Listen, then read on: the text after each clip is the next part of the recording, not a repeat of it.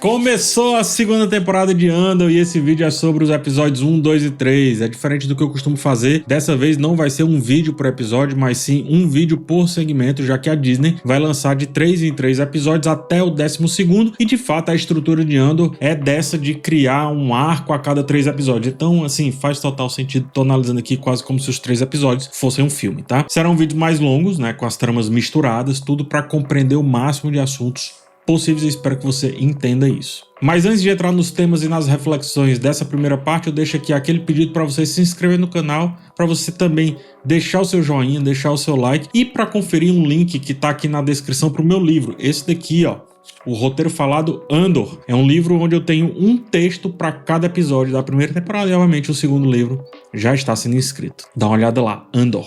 Roteiro Falado, link na descrição. Recados dados, vamos ao que interessa. Vamos falar sobre a segunda temporada de Andor, parte 1.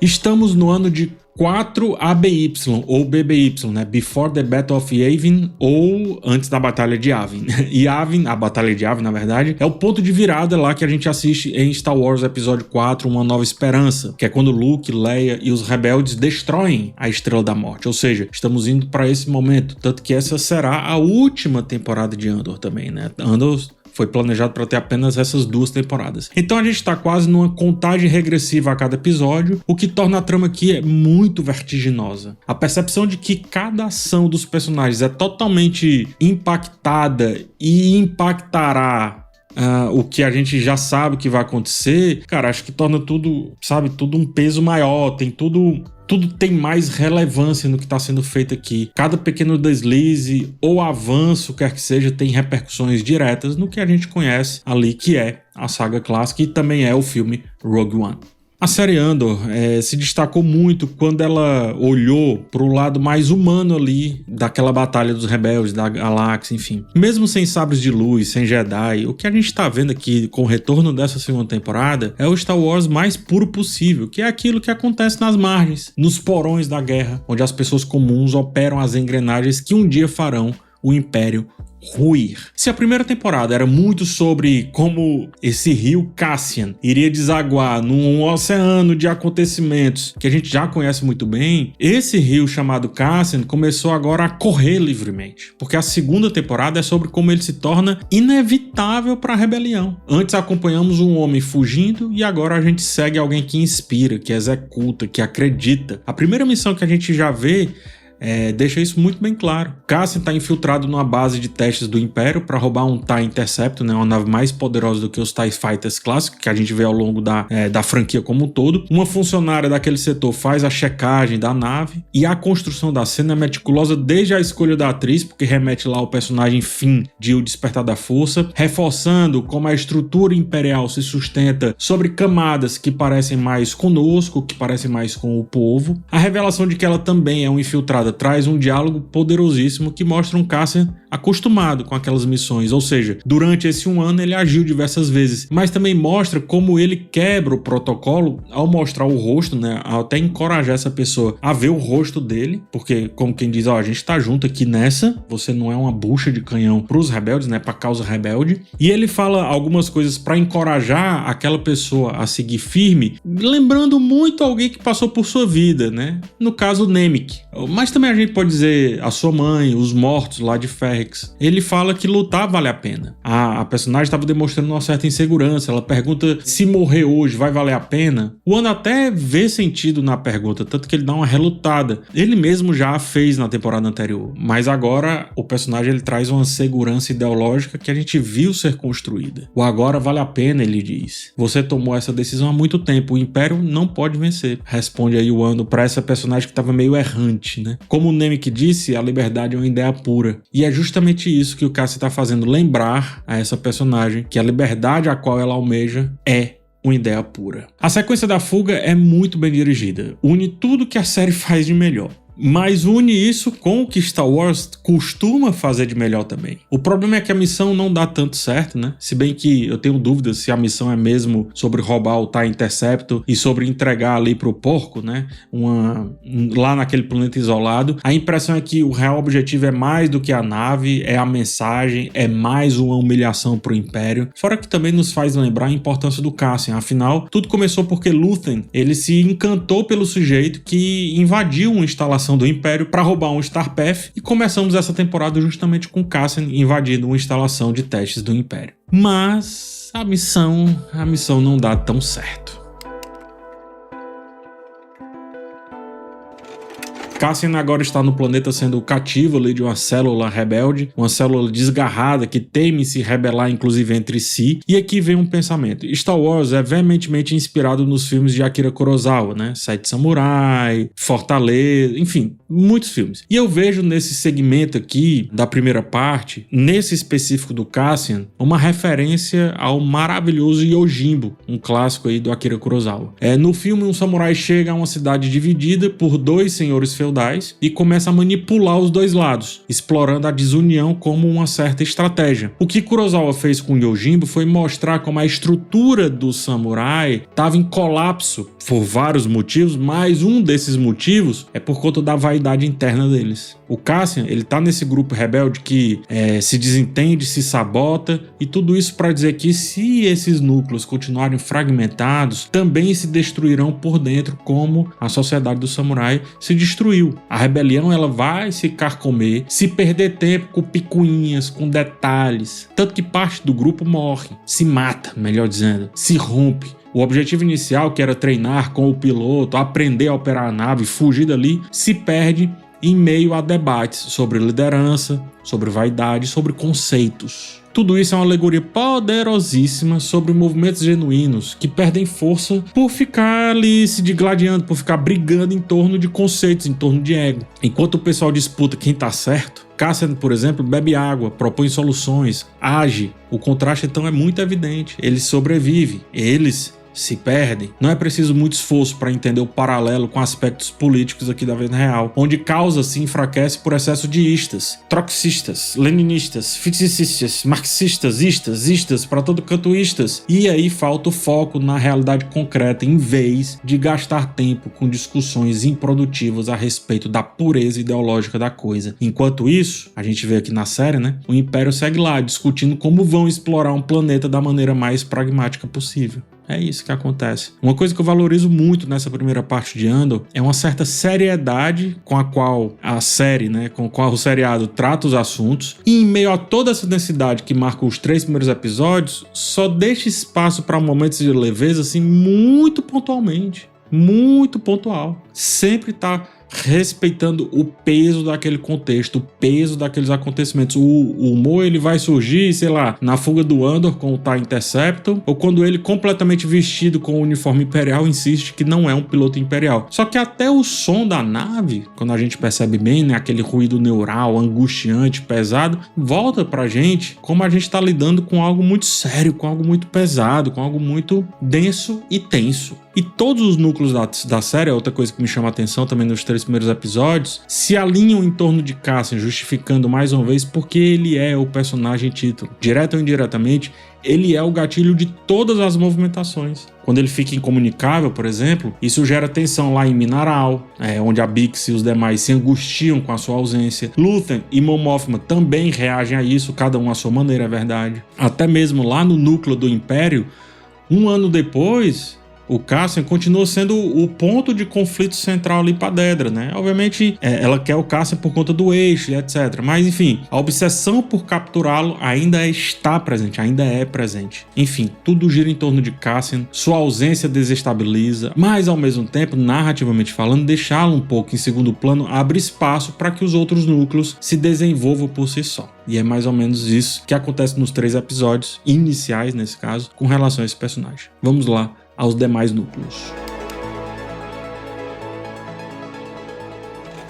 Se Andor tá tentando fugir, mas se vê acuado, Mon Mothma não tem fuga e ela tenta sobreviver ao casamento arranjado da filha com o filho do oligarca Davo Skundun. Para a filha e o marido, o acordo é uma tradição cultural, é uma saída financeira. Para nós e para o Luthen, né, e para ela também, é uma forma de encobrir os desvios de recursos que sustentam, de certa forma, a rebelião. Mon Mothma continua sua fachada, recebendo amigos e inimigos com a mesma cordialidade, com a mesma moeda, enquanto as suas decisões reais operam em outra camada aqui do episódio. Mas os conflitos também vão se intensificar com ela, e sobre vários aspectos, um mais introspectivo e outro mais factual. Então vamos por partes. Quando ela reencontra a filha que havia fugido do noivo, a Mon Mothma ela não consegue falar a verdade que ela quer falar. E aí ela só consegue pedir desculpas. É um momento muito seco assim, muito áspero, porque sabemos que ela também não queria esse destino para a filha, só que ela não pode dizer. E eu acho que não só por isso, mas também porque, dada a relação que ela tem com o marido, talvez ela saiba pelo que a filha vai passar, né? O casamento dela com o Perrin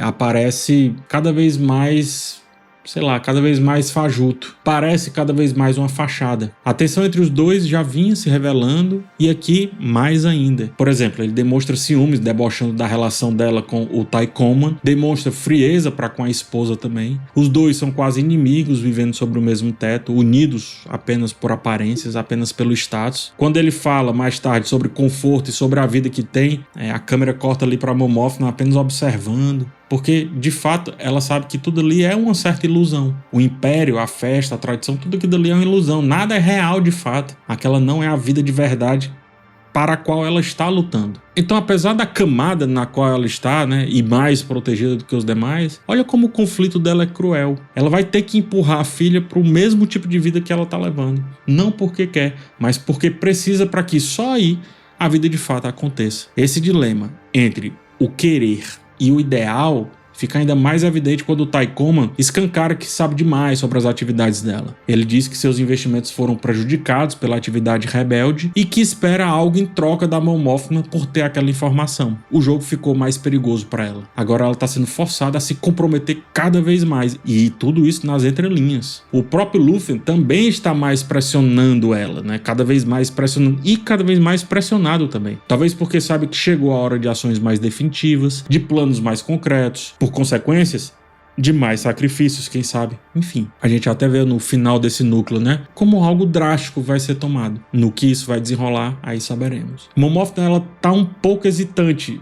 Acho que mais, não por conta do ideal em si, mas quando ela vê a filha, quando ela vê tudo aquilo, ela tá um pouco hesitante. Quando, sabendo o que vai acontecer daquilo tudo, ela bebe e dança, uma dança meio áspera também, porque ela dança sem sorrir, ela se diverte sem sorrir. É como quem quer fugir das pressões que ela tá vivendo. Durante todos os episódios dessa primeira parte, é bom que se diga, ela tá sempre atenta, sempre observando cada detalhe, cada fala, e também meio que se sentindo observada. Não sei se você percebe isso, ela tá sempre curiosa sobre o que tá acontecendo. E isso eu acho que é um detalhe interessante sobre esse turbilhão silencioso pelo qual ela passa. O marido, olha só, o marido faz aquele discurso genérico sobre como os jovens, abre aspas, vão encontrar alegria no meio do caos, mas enquanto ele tá falando pra filha, parece que ele tá falando pra esposa, porque é justamente esse o conflito interno de Mon Mothma. Ou seja, o que vai sair daquele caos que ela está vivendo, né? O que vai restar daquilo tudo. Esse é o centro nervoso do núcleo de Mon Mothma nesse início de temporada. A urgência que empurra todos os envolvidos para decisões mais complicadas, mais difíceis. Luthen se arrisca, manda sua assistente contactar Andor mesmo que isso seja mais arriscado. Se Luthen, que é comedido para valorizar suas ações, já toma decisões assim, talvez ele espere dos demais a mesma coisa ou algo muito parecido. Uma coisa que me chama a atenção, inclusive, é como muitos detalhes aqui são velados até pra gente, né? É preciso pensar direto, todo o tempo, em todo o diálogo, no que está sendo dito para entender as coisas. Porque o episódio, ele não traz cenas explicando absolutamente nada. A gente vai costurando e entendendo, vixe, então ele tá ameaçando ela. Ah, tô entendendo. Então até mesmo a pressão que o Luthen faz em Mon Mothma é velada. É com perguntas, não é sendo direto. Você teria falado isso pra mim se eu não estivesse aqui? Acho que não sei o quê. É todo tempo batendo e soprando. Por isso, ao final, a dança, como quem quer se esconder, como quem quer se dissolver daquele caos etéreo, é o que domina a sua cena, né? Ela abre mão da vida que o marido acha que tem, aquela vida de privilégios, etc., para se colocar em risco. E com isso ela fica aí nessa distância nada confortável entre o que se é e o que se finge ser. Um ano se passou desde Ferrix e, embora Dedra tenha aparentemente recuado após o desastre lá na sua atuação ali naquele episódio, né? A sua obsessão por capturar o eixo e com ele Andor continua muito firme. Firme, mas não intacta, porque ela é chamada para colocar o foco noutra questão. É um jeito de Andor renovar o assunto, né? Porque Andor enquanto série, tá? Renovar o assunto. Porque, de fato, ficar nessa de gato e rato o tempo todo iria fazer a segunda temporada seguir a mesma métrica da primeira. Não é isso que o roteiro faz ainda bem. Dedra é chamada para uma reunião ao lado de figuras do núcleo duro ali do Império, como Orson Krennic, vivido novamente pelo maravilhoso Ben Mendelsohn. A presença do Krennic reforça o quanto a gente está se aproximando da espinha dorsal de Star Wars, né? Ele é responsável direto pelo projeto da Estrela da Morte. Não tem nada mais Star Wars do que isso, então. A reunião deixa claro que o Império está apenas interessado em contenção, bem como também está apertando os passos para consolidar o seu poder absoluto. E a Estrela da Morte é esse poder todo. Porque com a Estrela da Morte você não negocia mais, né? Ah, não quer? Então beleza, a gente destrói, acabou. Na primeira temporada, tudo que os prisioneiros faziam, inclusive o Cassian, desaguava lá na construção da Estrela da Morte. A gente depois fica sabendo disso. Agora isso vai acontecer com Dedra, mesmo sem ela saber, assim como aconteceu com os prisioneiros lá na primeira temporada, as ações dela também vão desencadear algo lá para esse grande objeto, esse objeto colossal que está sendo construído. Círio Carne parece ter se dado bem nesse meio tempo, agora ele está liderando o Departamento de Medidas, um setor enorme e que representa muito bem a burocracia que é o Império. Ele se mostra ainda o funcionário fanático que só respira trabalho o tempo inteiro, numa vibe quase Dwight Schrute ali de The Office, né?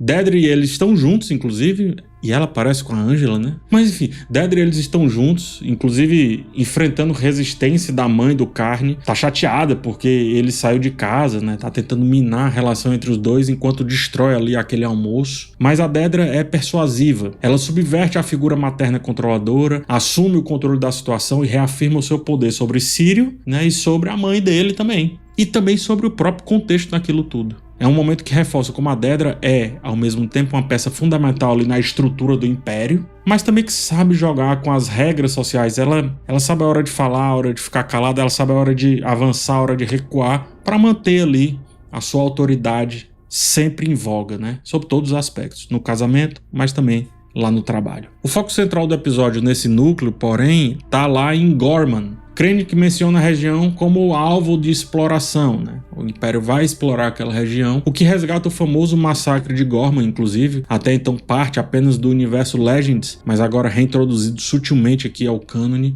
O plano do Império é extrair energia do núcleo de Gorman, mesmo que isso destrua o planeta. O elemento que está lá vai ser usado para alimentar a lente dos reatores, diz aí o Krennic, do que você pergunta, ora, dela, da Estrela da Morte, né? Então o episódio mostra como o Império opera como uma grande corporação que vê planetas inteiros como meros recursos, mas também a exploração de Gorman tem esse peso simbólico e prático, porque abastece a arma final do Império e mostra que eles estão dispostos a sacrificar mundos inteiros pela eficiência, a eficiência energética nesse caso, e também pela manutenção do poder, porque de certo modo a Estrela da Morte, repito, destrói planetas antes mesmo de dar o primeiro tiro. Ela já está destruindo Gorman, ou prestes a destruir Gorman, antes mesmo de existir. Então a Estrela da Morte já nasce errada, digamos assim. Uma coisa interessante da fala do Krennic é como o Império começa a ter preocupação com as pequenas insurgências. Isso mostra como as ações rebeldes que a gente viu até aqui já têm algum impacto, o que obriga o Império a reconsiderar suas estratégias. A tal propaganda tradicional, né?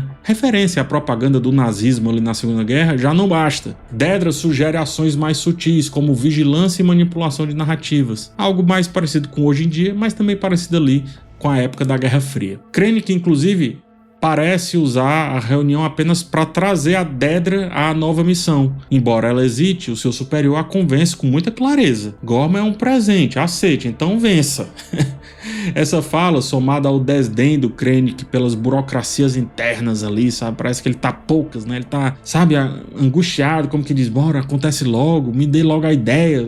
Tá de saco cheio. Revela como até no Império as urgências estão cada vez mais aumentando. As pressões crescem em todas as frentes, tanto para quem sabota quanto para quem governa. Com 4 anos até a Batalha de Yavin, fica claro que a gente está entrando aqui num terreno onde os erros custam planetas e os acertos custam galáxias. É isso que o Império sabe que está em jogo. Vamos ali finalmente para o núcleo de Minaral, onde estão Bix, Brasso e Wilman. E óbvio também o B2, né, o B2, que talvez seja quem mais sente a ausência de Cassian. Depois de perder Marva, a ideia de perder Andor também parece insuportável ali pro robozinho. Bix, ela tá sendo consumida pelos traumas da tortura que a gente viu ela sofrendo ali na temporada passada. A opressão do Império aparece de mais uma forma, né? Nesse caso, no indivíduo isolado que vive com medo. Eles chegam oficialmente para fazer uma contagem de grãos, mas sabemos o que isso representa. Uma auditoria disfarçada para garantir que a população fique apenas com o mínimo possível, enquanto o excesso vai todo para sustentar a engrenagem imperial. É um reflexo direto do que a gente vê em outros núcleos. O Império é, acima de tudo, uma empresa que se alimenta de tudo e todos, que mais valoriza tudo e todos. Se é que você me entende. Um poder tão grande, tão pesado, tão abrangente, é óbvio que se fragmenta em micropoderes, em microviolências por consequência também. Um oficial imperial assedia Bix, usa o silêncio da comunicação planetária como escudo para os seus desejos totalmente pessoais. A cena se resolve com uma ação extrema quando a Bix mata o oficial e com o time perfeito ali da chegada do Cassian com o TIE Interceptor. Trata-se de uma vitória, é verdade, mas é uma vitória muito amarga. Eles fogem, né? Bix, Will, mas Brasso fica para trás. As vitórias dessa temporada, até agora pelo menos, são todas assim, incompletas, custosas, levam pedaços, né? O núcleo de Minaral se desfaz ao som da música, lá a música techno, lá do núcleo da Mon Mothma, que enquanto ela dança embriagada tentando fugir da sua verdade política, os rebeldes estão na mesma linha. Eles fogem da destruição literal ali que o Império causa. 2 tipos de fuga, 2 tipos de desespero, mas um mesmo culpado. O Império, aquele sistema político. O episódio vende muito bem um senso de urgência que ficou ali nas pequenas conversas ao longo dos anteriores, né? O terceiro episódio, no caso. A urgência de que naquela realidade tudo pode ruir a qualquer momento. A deslealdade de um comerciante é suficiente para destruir anos de confiança. A fartura da mesa ali dos colhedores, onde eles comiam ali e confraternizavam lá em Minaral, é apagada por uma cadeia de decisões feitas ali e longe dali. Feitas por figuras que veem esses trabalhadores apenas como números, apenas como recursos. A mais-valia aqui não é econômica, é simbólica. Eles produzem, mas não se fartam para além do suficiente. Eles vivem, mas não têm controle sobre suas vidas. O corte brusco ali no final nos obriga a entender que nada naquela vida, sob a tutela daquele governo, nada é estável. Nenhuma vida é estável, nenhuma vida ali é durável de fato. Nenhuma realidade pode persistir diante daquilo tudo que está acontecendo. Portanto, a revolta é válida. Enquanto o Império existir, toda forma de vida fora da sua lógica será temporária, disfarçada. Bix, Mothma, Cassian, Luthen, todos vivem realidades que podem não durar muito tempo. Tá tudo muito balançando, tá tudo muito fragmentado, tudo muito... O nível de tensão é muito alto. Faltam 4 anos para a Batalha de Yavin, 4 anos até a destruição da Estrela da Morte. Mas até lá, a pergunta que a gente fica aqui, e eu acredito que a temporada virá a responder: quem vai sobreviver para ver esse novo mundo? Naquilo tudo, quem vai sobreviver? Ninguém? Esse é o preço? Veremos. Eu gostei muito da seriedade que marca essa primeira parte da temporada, pontuada apenas por gestos muito leves de humor e nunca destoando do peso que esse assunto precisa e merece. Há um peso estético constante também, que vai do cotidiano simples e quase íntimo lá em Minaral até a grandiosidade da máquina imperial. Isso também é muito interessante. Passa por cenas de ação espacial com Cassian, finalmente entrega o que o título Star Wars promete, né, que é Guerra nas Estrelas de fato. Enfim, tem muita coisa aqui nessa parte 1. A primeira temporada, ela começou muito testando os limites temáticos da franquia, né? Testando os limites temáticos de Star Wars. Aqui a gente já tem uma sensação de urgência mais aguda. Ela já destila os temas anteriores em muitos detalhes. Vende desde já a ideia de que as pequenas missões que às vezes parecem até banais para os próprios personagens, são ou se tornarão fundamentais para o desenrolar da grande história. E na próxima semana a gente segue falando a partir dos episódios 4, 5 e 6, mas a parte 1, é verdade, já bagunçou o tabuleiro muito bem ao espalhar os temas e começar a reacender o pavio da revolta. Até lá, um forte abraço em vocês, não esquece de deixar um like e se inscrever no canal. A gente se vê e tchau.